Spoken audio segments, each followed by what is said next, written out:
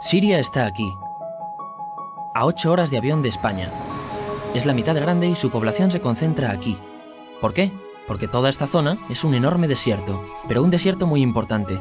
Tiene 1/3 de las reservas de petróleo del mundo y también de gas natural. Según algunos, el nuevo petróleo. Para sacarlo de aquí y llevarlo a Europa, hay que rodear toda esta península y salir por el canal de Suez. Como te puedes imaginar, aquí te cobran. Pero hay otra manera más fácil, la línea recta. El que controle estas tuberías las puede abrir y cerrar, como un grifo. Si no pagas, no hay petróleo, ni gas. Esta región es increíble.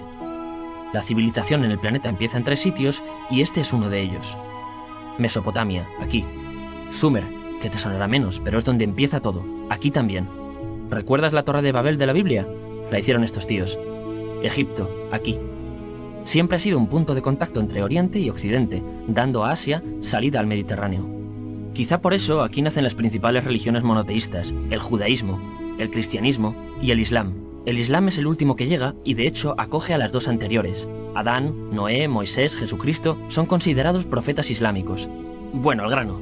Como la zona es brutal, todos han querido controlarla y siempre ha estado dentro de algún imperio. Los persas, los griegos, los romanos. El imperio romano termina partiéndose en 2 y finalmente solo sobrevive esto. Ahora es cuando la última religión monoteísta, el Islam, construye su propio imperio. ¿Te acuerdas de las cruzadas? Bueno, pues son los europeos cristianos intentando recuperar esta zona de la que estamos hablando. Los últimos en llegar son los turcos, que ojo, no vienen de Turquía, sino de muy lejos en Asia, junto con Gengis Khan. Lo conquistan todo y fundan el Imperio Otomano. El Imperio Otomano se queda ahí hasta la Primera Guerra Mundial. 600 años. Cuando acaba la Primera Guerra Mundial, aparecen pequeños países donde antes estaba el Imperio Otomano. Y por primera vez vemos a Siria en un mapa. Hasta ahora la habíamos dibujado para no perdernos. ¿Y quién se inventa estos países? Bueno, lo que te voy a contar es alto secreto. O lo era en 1916. Este súper secreto se llama Acuerdo de Sykes-Picot. Los franceses y los ingleses no podían derrotar solos al Imperio Otomano. Solo podían si les apoyaba la gente que vivía dentro. En su mayoría, árabes. ¿Cómo se los ganaron? Pues les prometieron la Gran Arabia, un país solo para ellos. El único problema es que era un timo. Antes de seguir, recuerda una cosa. Los árabes son un pueblo, pero no una religión. O sea, un árabe puede ser musulmán, puede ser cristiano, y antes del Islam parece que hubo tribus árabes con tradiciones judías. Bueno, pues a los árabes no les dieron ese único país que les habían prometido. En su lugar, franceses y británicos crearon muchos países pequeños. Estos países, obviamente, no eran países de verdad, sino zonas bajo su control, con gobernantes puestos por ellos. Durante este tiempo hacen lo que quieren con la zona. Recuerda que hay petróleo. Siria, aunque no tiene grandes reservas, tiene fácil salida al mar. Y Francia, que es la que se ha quedado con Siria, se lo da a compañías extranjeras. Después de la Segunda Guerra Mundial, los europeos se van. En el caso de Siria, son echados a patadas. Pero antes de irse, crean otro estado, Israel. No es el momento de hablar de ello, pero es un estado muy polémico que sus vecinos no reconocen. La prueba es que nada más irse los británicos, todos estos estados lo atacan. La zona, a partir de ahora, va a ser una bomba de relojería. Y mientras, ¿qué pasa en Siria? Bueno, pues no es muy estable. Tiene golpes de estado constantes. En esa época, aparece en Siria una ideología que se hace con el control y se expande por el mundo árabe, el Ba'ath. Esta ideología mezcla el antiguo sueño de una sola nación árabe con ideas socialistas. Y algo muy importante, es laica, o sea que no es religiosa. Siria se llega a unir con Egipto, un país con el que no tiene frontera. Pero no es algo raro, muchos de estos países intentan hacerlo también. Como recordarás, a esta gente se le había prometido un solo país y las ganas las seguían teniendo. Pero la unión falla. En este tiempo, Egipto les convence para nacionalizar el petróleo. En Siria, Al-Assad, el padre del Assad de ahora, se convierte en jefe del estado Ba'ath. En Irak, también Ba'ath, comienza a ganar fuerza Saddam Hussein. Las diferencias entre ambos países dividen a los partidos Ba'ath de otros países en pro-Siria o pro-Irak. Ahora ocurre la Guerra Fría.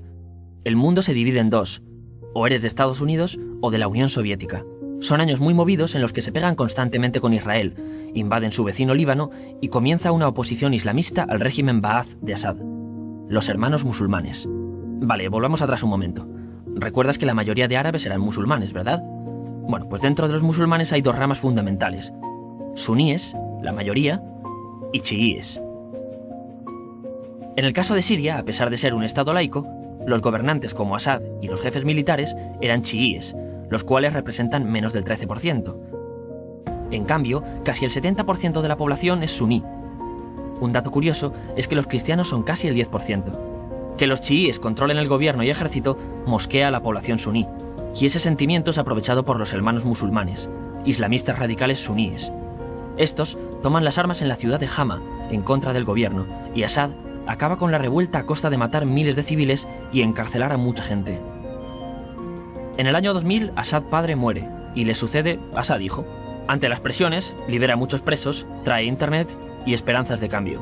Hay un periodo de gran debate político y aparece la oposición. También vuelven los hermanos musulmanes.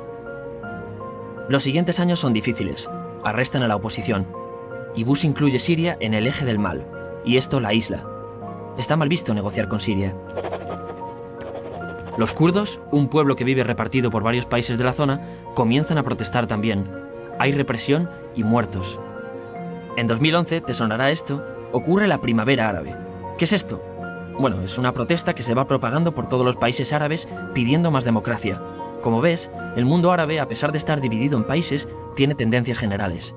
Cuando llega a Siria, Assad hijo termina usando el ejército y en los enfrentamientos mueren unas 1000 personas. Los enfrentamientos irán escalando hasta que se conviertan en guerra civil. No hay un momento exacto de inicio. Lo importante es que hoy en día hay numerosas facciones en juego. Vamos a verlas. Pero primero piensa en que todo está dividido entre chiíes, la minoría, y suníes, la mayoría. Chiíes, y además laicos, o sea, no religiosos, son el gobierno de Al-Assad. Controla todo esto, que si recuerdas son básicamente las zonas chiíes del país, y está enfrentado al resto. También mayoritariamente laico, pero suní, es el Ejército Libre de Siria, o FSA en inglés, junto con el Frente Islámico, que es religioso, y otros 70 y pico grupos más, forma una coalición que la prensa llama simplemente la oposición.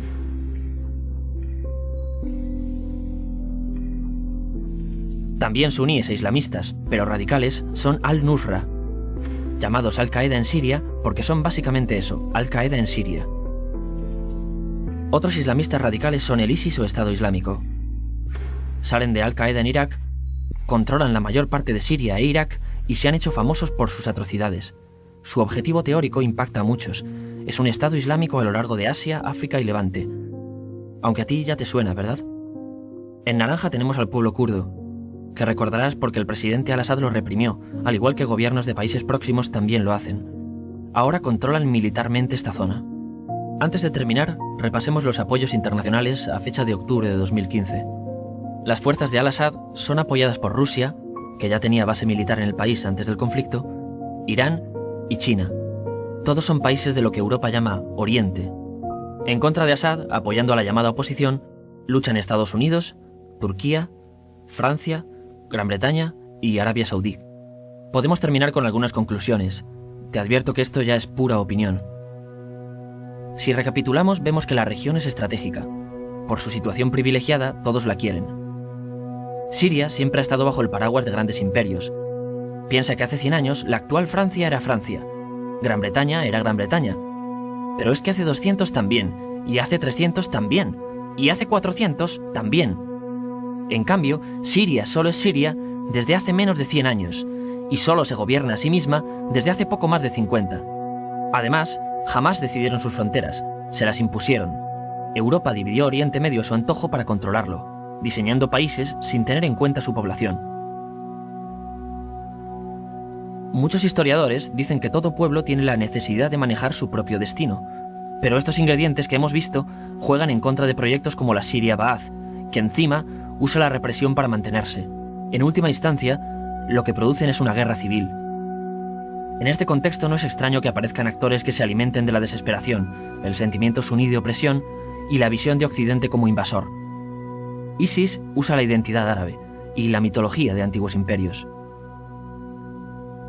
Cuando quieras entender el presente, pregúntate, ¿y el pasado?